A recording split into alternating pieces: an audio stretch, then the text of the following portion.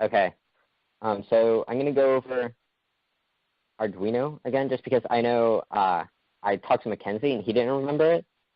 And I'm sure George remembers it. Vincent, I'm pretty sure you remember Arduino as well, correct?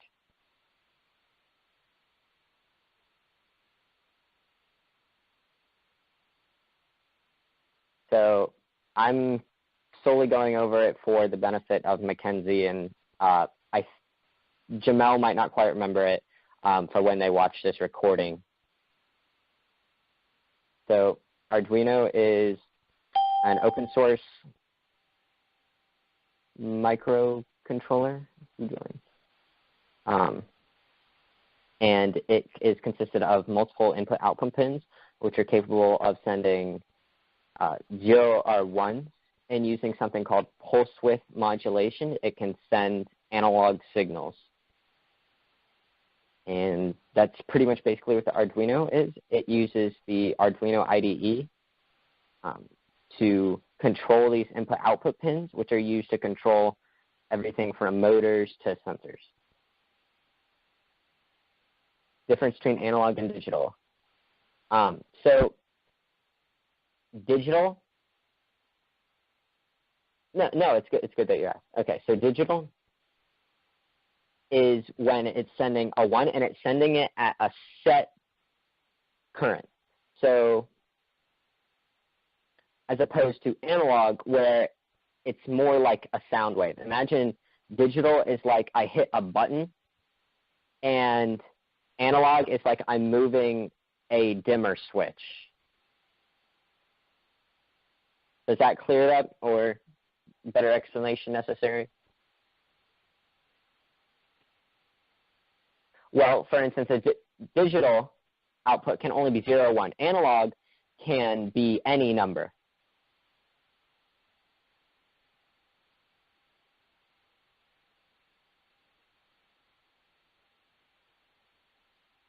You don't always use analog. It's not as efficient for sending data.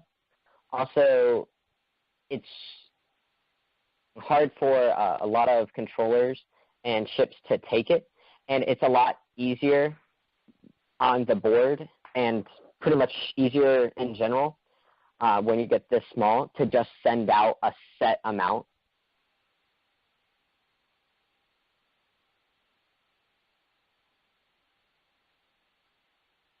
Awesome. So I'm going to expand this and still try to keep the comments in so I can see what everyone's saying. Is everyone able to see this well?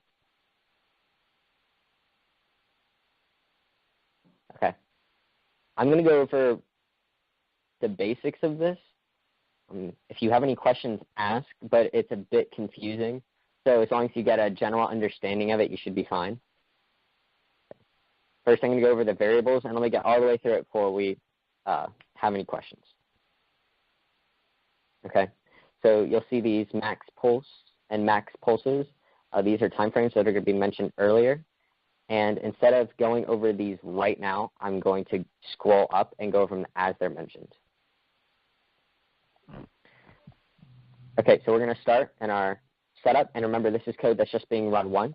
So we're going to go ahead and begin on serial output, and then we're going to print ready to decode, which is sort of saying that the code is started, everything's good. We're going to go ahead and start the variable number of pulses, and then we're going to say that that variable is equal to the output of this function, which is down here.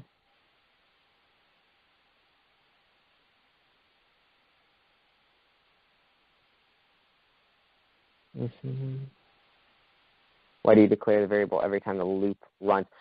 Because it's a new variable every time the loop runs, the value will be different every time it's reading something. Actually, it's not necessary to declare every time because of this. It doesn't really matter. I could put it right here and it wouldn't change it at all. But this is sort of just saying, okay, we're resetting. It's not really affecting it at all. And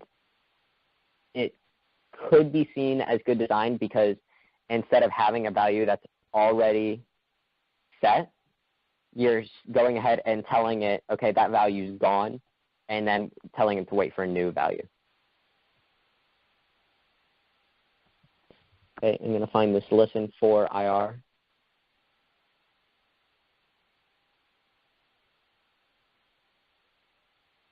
Okay, and what this listen for IR is doing is it's going to get an integer value, which, as we said before, is going to be what number of pulses equals. Okay, and basically what it's doing is it's calculating the time in between the wavelengths are hitting it. And if you haven't taken physical science in school, or for some reason we covered that in physical science, then you might not necessarily understand what that's saying. But basically, digital read is not fast enough to get input from the IR sensor. So we're using a more basic level, which is seen as right here, where it's just reading it. And it's saying that when the IR sensor is getting a high pulse, we're going to count off, and we're going to count the milliseconds in between that, and that's what we're going to use to get the frequency. And then it's going to keep going down here, and that's what the resolution and the max pulse was for, is to make sure, okay, if this thing is just going on forever or too long, we're not going to use it because it's pointless and we won't actually get anything from it. And those were defined up here.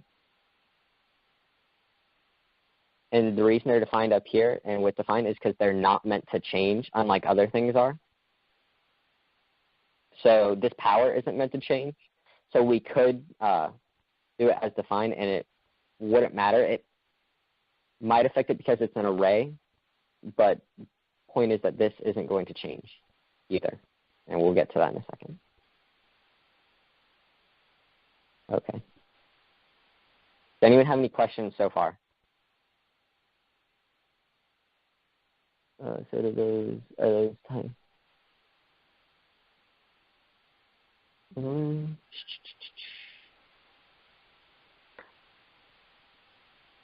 Okay, so George just asked, after define, are those still integers? And that is a very good question that can be solved very easily. I believe they may be, but we can see if it's a string pretty simply. Just by, yeah, I'm pretty sure. I think, okay.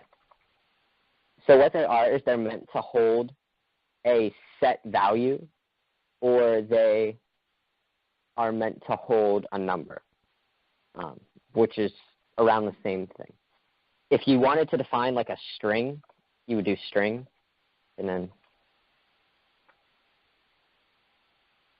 and if they're declared using define, it means that they're not meant to change in the code.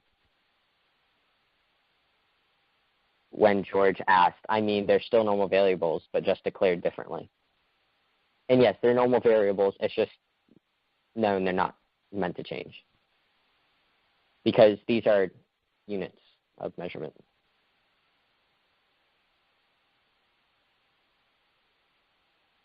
Yes, but that's used more for functions than anything else. It's not necessarily used for variables. And George asked, isn't static a thing?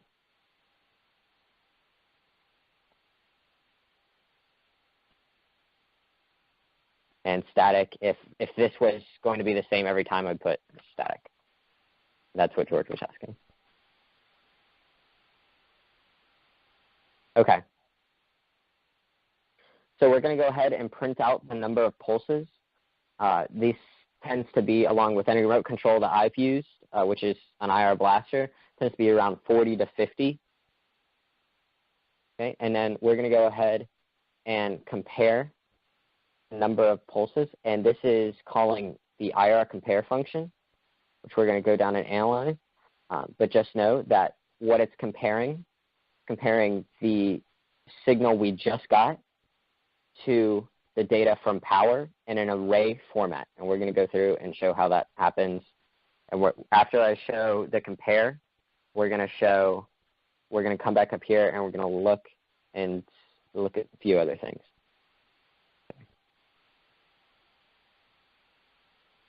Any questions so far that haven't been answered? Cool. And our compare is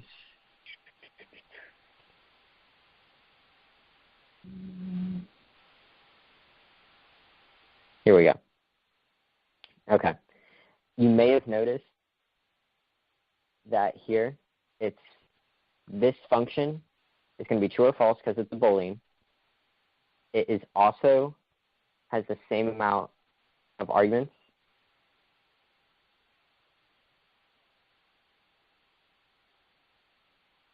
as before. So this is saying the signal, and you may notice it's an array, and power is an array, as we saw here.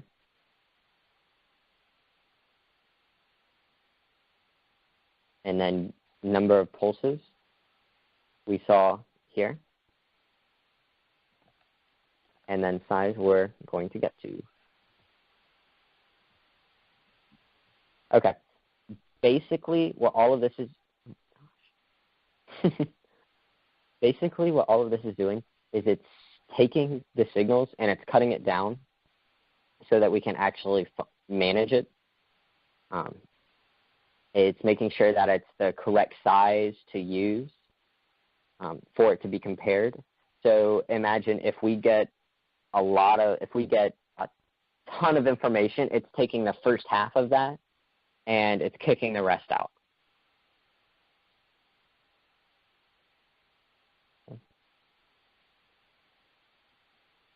So now we need to go to where it's being made into array, because right now we have this being compared to an array, but we don't have the information being printed as an array.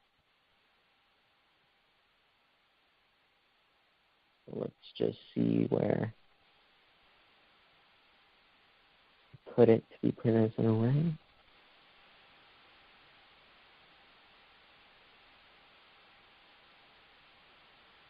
Okay. Here is where it's being set to an array. And basically what this is doing is it's taking the information and it's dividing it up and it's putting it into an array of numbers. I'm not going to go in specifically to exactly what it's doing. As you can see, it's looping through, and that's because there's going to be multiple numbers in the array. So each time it loops through, that's another number. And it's doing the calculations according to the pulse and our constant, which was resolution, as was mentioned. We've seen it a few times now, and it was mentioned right here.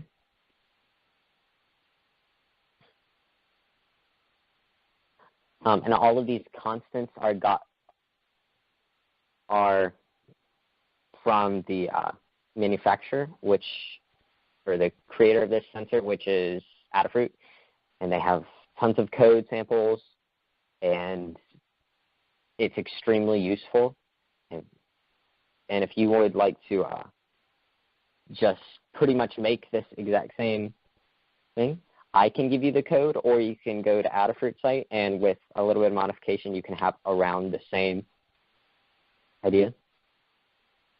So now we have our information, and it's being printed as an array, made sure it's the correct size, and we're comparing it to our array, which is our constant, which is the constant of our IR signal that we send from remote control. So pretty much what I did is I took another piece of code which didn't print it, which didn't compare it.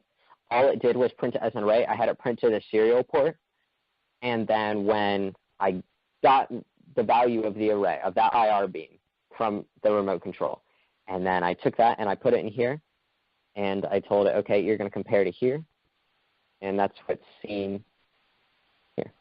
as IR compare is accepting these arguments.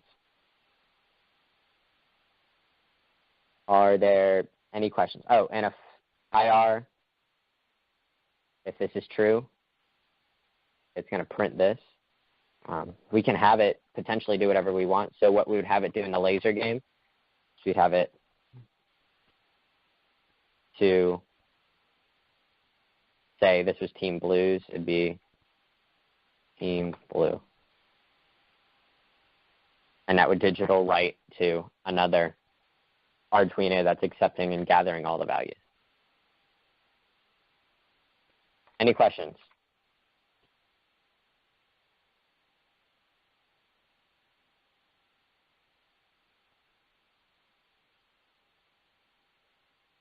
George? Anyone? No questions? Okay. Well, if all is understood, then we will go on to the next little one. And this is going to require a lot of participation and, oh yeah, I edited that out. Oh. Okay.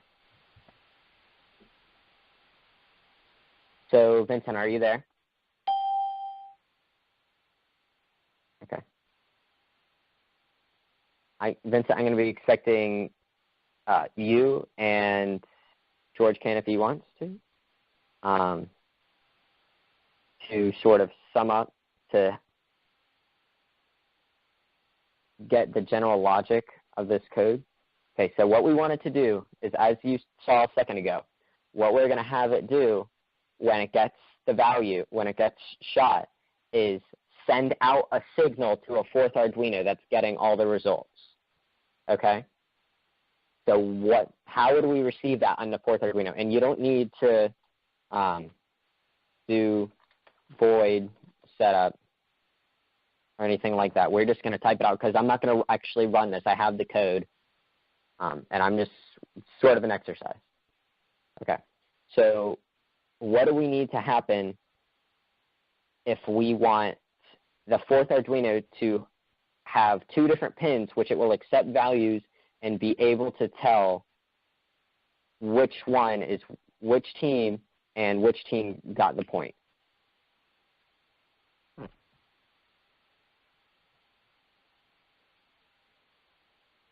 Ideas?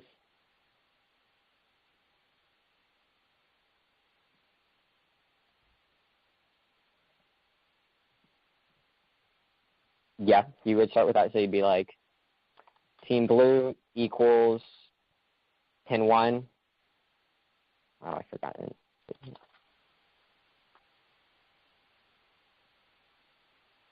And we wouldn't want to use 2 because it interferes with uploading, so we'd use that. Okay. Next suggestion has to come from Vince. Or, I guess Susan or Mark, but it's where it's cheating. Mr. Pennington could chime in if he wishes. Do you have any ideas, Vincent?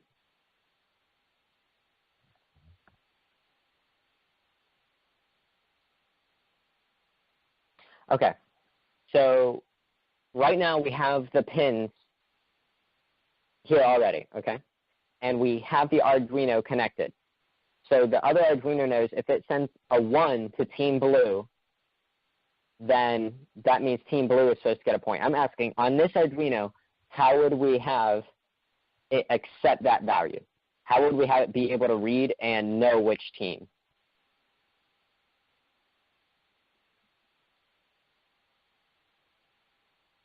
And I'm just typing this for the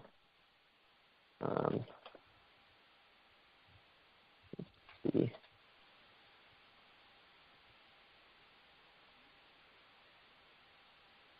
Because the next code has to go in there. Am I missing anything?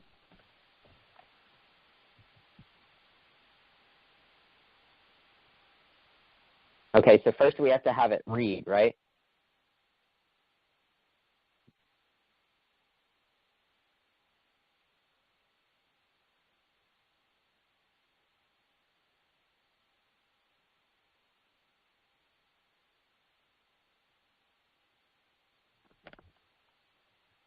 receiving Arduino?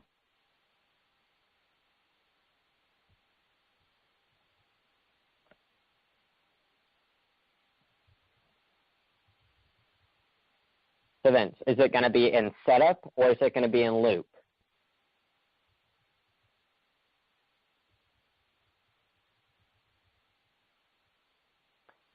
George, I said Vince.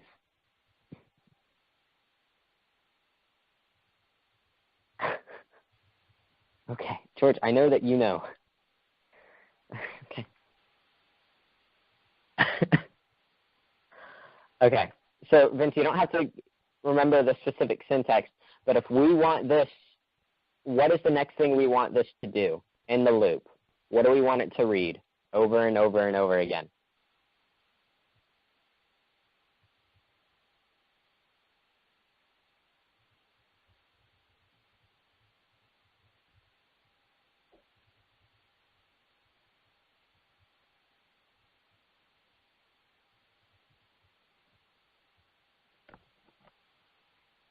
Well, the other Arduino is sending the value to a fourth receiving Arduino. So we're putting it for the receiving Arduino. So the receiving Arduino is accepting the value on pin 1, which is team blue, and on pin 3, which is team red. So we want to know what do we have to do so that it will read the inputs and then be able to tell the difference and react to that. So what are 2 types of statements that we're going to need just by knowing that? And they start with an I.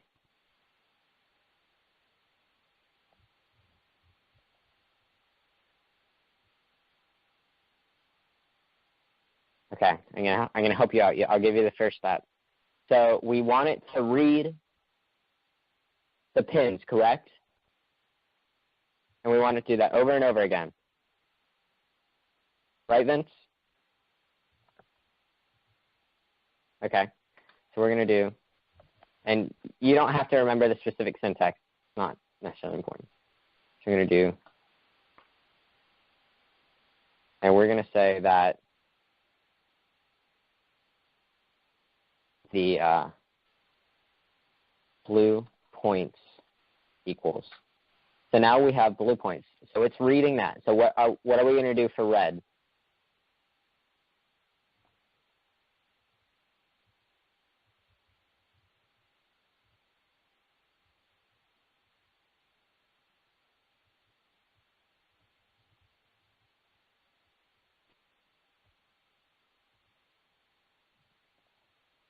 Yeah.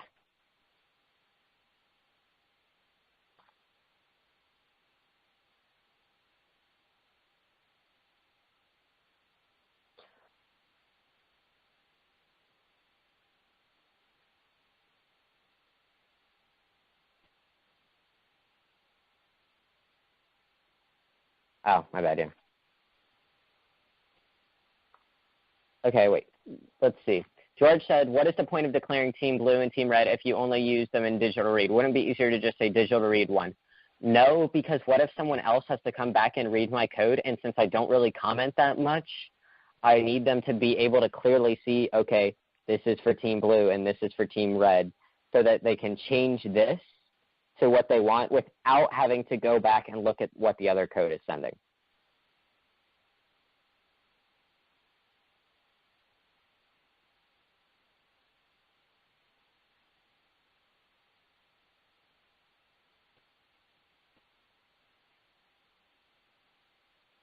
Okay. So now what we want is we want it to pretty much say that if team blue is 1, then blue gets a point. So we're going to need a third something, and we're going to need an if statement. Right, Vince? Is everyone following me? Or is Vincent and George following me? Okay. George, we're going to make a third variable for blue. And we're going to call this blue teams tally. okay? And we're going to say if team blue equals 1, all right, excuse me, we're going to say if blue points equals 1.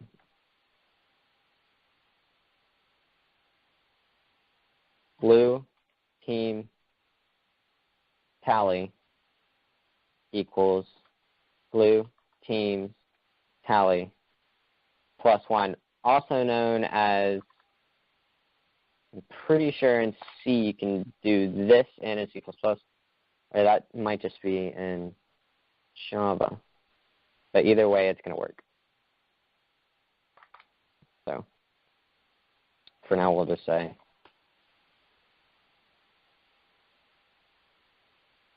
awesome.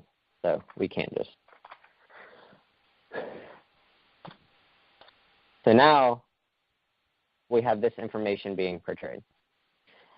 And so what do we need for Team Red now?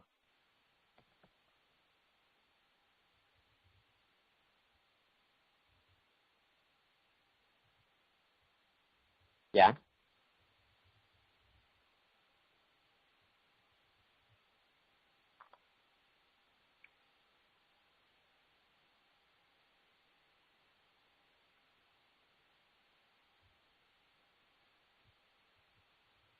Okay, so what would the if statement look like?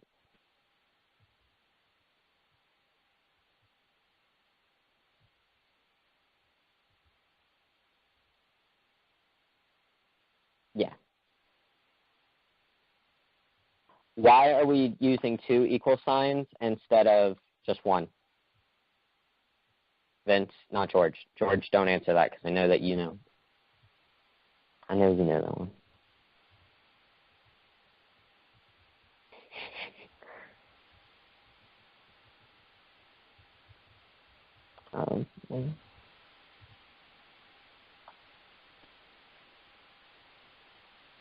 Well, so if I want to set a value equal to something, say I was like,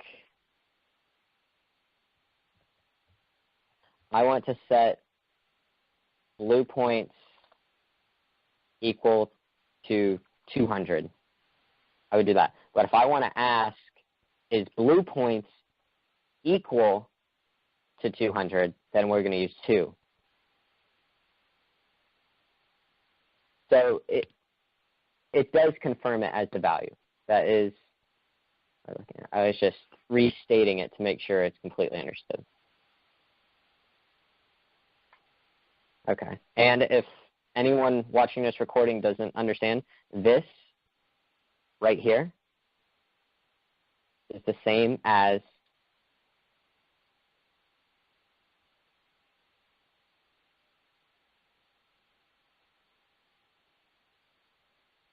right here. I gotta put.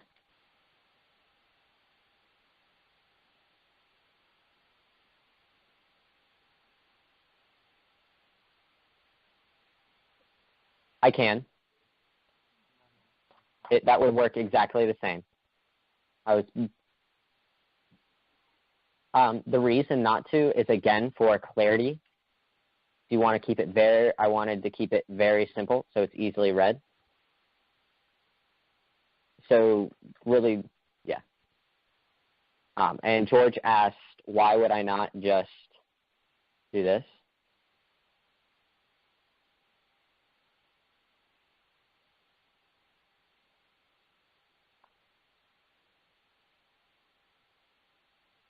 And the answer is, it's just for clarity that I didn't.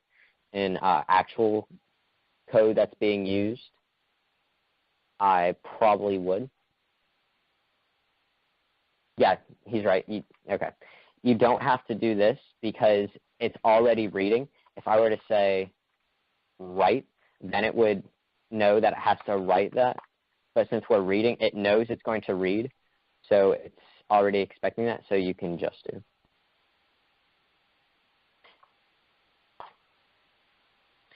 You can also do if blue points, and again, blue points is a variable that is equal to this. So every time I say blue points, really that's just saying this. So you could say blue points equals true, true, and that would be the same thing as saying 1. You could say false, and that's the same thing as saying that. Or you could say, since this is digital, you could say if it doesn't equal false, and that would work. So there's a ton of ways to do it. Okay, what's going on?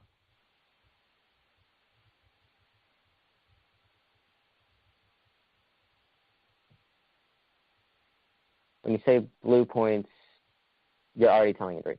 Yes, when I say blue points, I'm already telling it to read. Well, I'm saying that this value is equal to what's reading. And Vince, honestly, if I were going to be writing this code, I would probably use 2 just for uniformity, and there's no reason not to. It affects the code's performance in no way. It really does nothing. It might be considered unnecessary, but it's better to just keep everything uniform in how you're comparing than not. George was just pointing out a syntax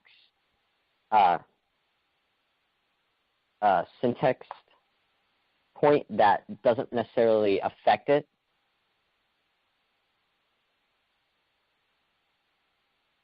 But yeah, so you have digital read and you have digital write. So if I were to say,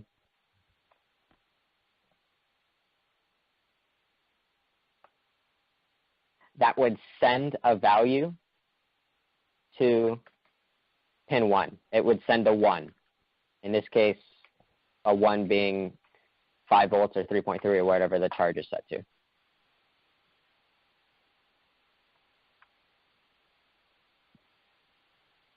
Is everyone following? Awesome. Yeah.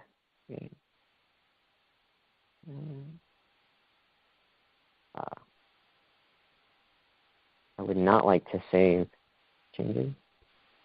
Okay.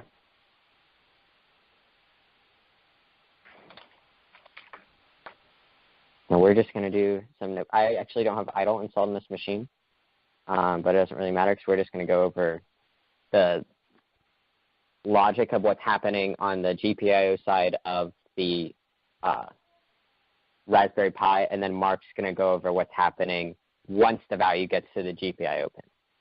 Okay, so this fourth Arduino is going to be collecting values, and the fourth Arduino may not necessarily tally the values. What it may do is just go ahead and pass on whatever values it's getting to the Raspberry Pi, which is going to be reading those values.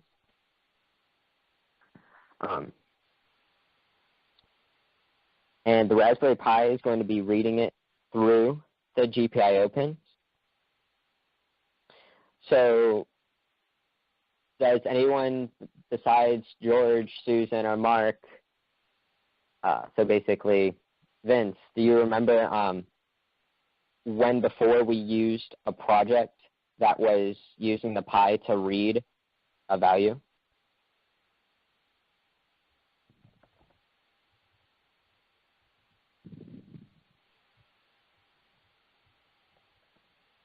Okay, so what did we have to do first when we were setting that, besides importing the libraries? So we had to import the libraries as we could for the Raspberry Pi so that Python is able to control the GPIO pins, right?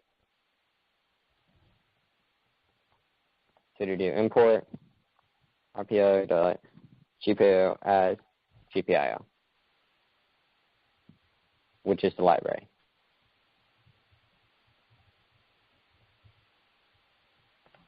Okay.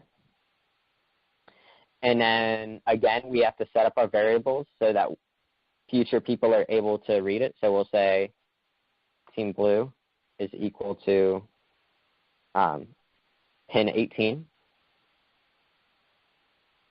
And go ahead and set up a numbering.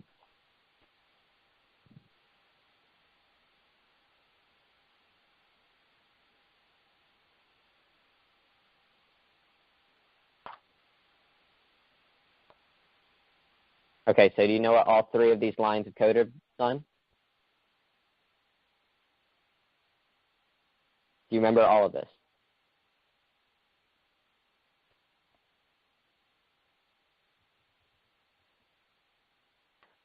Okay, so on the Raspberry Pi, you can have multiple numbering systems.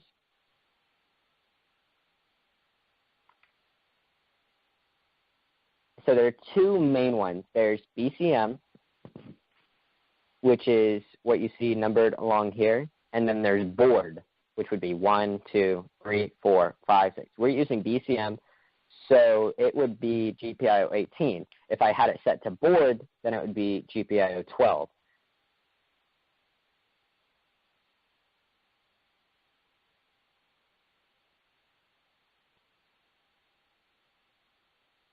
Do you have it, Vince? Awesome. Okay, so next on the Raspberry Pi, if we need to tell the GPIO pin we're using whether it's going to be accepting a value or sending a value, correct? Okay. So we're going to say GPIO.setup, team blue, GPIO. That's telling it that it's accepting a value. And for when George posts the question on whether you can just use 18 here, yes, you can. Or we're going to use team blue.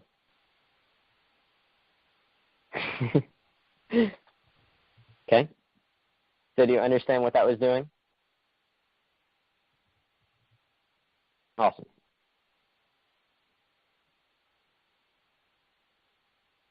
Now we're going to say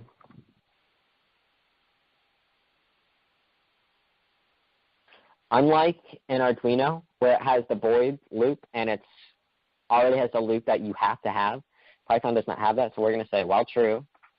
And in Python, I believe it is in uppercase, and yes, it is in uppercase because I'm looking at the code right now on my phone that I wrote for this. This is a bit more torn down just because there's some other things in mind, but this is the general logic. So we're going to say while true.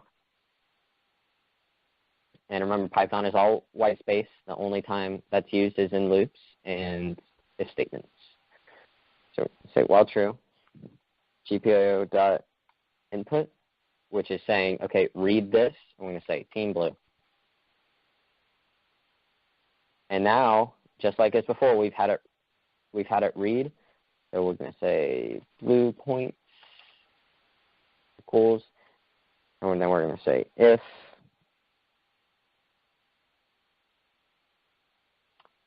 blue points equals 1, then do this. And we'll fill that in a second. And yes, for when George again asks, you can just say, but we are also still not going to do that.